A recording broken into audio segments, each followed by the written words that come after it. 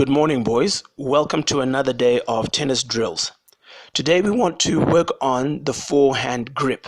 The forehand grip. We are not going to be using the ball today. First thing that I want you to do is to place your racket on the ground, flatly on the ground. Form a V with your hand. Form a V with your hand, with your palm, and you get your fingers around the grip.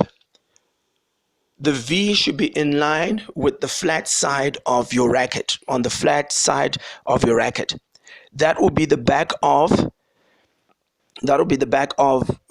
point of impact.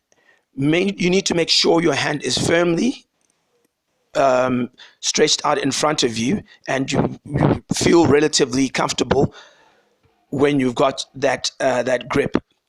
Right. So what we need to do today is to work on the forehand, whereby we take your racket, you step your left leg slightly in front of you for the left-handed, no, for the right-handed people. Our stroke comes from low to high. We call it low to high. The flat side still remains on top. Opposite side, which was the bottom side, is the point of impact, is the side that we hit with. So you take it from about your waist height, swing your racket low past your knees and over your shoulder. If you notice, the gentleman here bends his knees when it's a point of impact. When it's at its lowest point, he bends his knees, not leaning forward. It's just right there in a comfortable position and over your shoulder.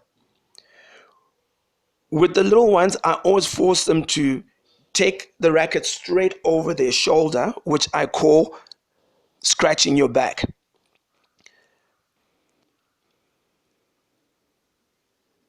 With most professionals, you may see them swinging their racket over their head and or to their opposite hand by the elbow, but that only changes when you have mastered the basics of having your racket over your shoulder after your stroke.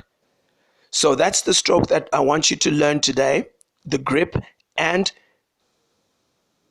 the general forehand stroke with your hand over your shoulder.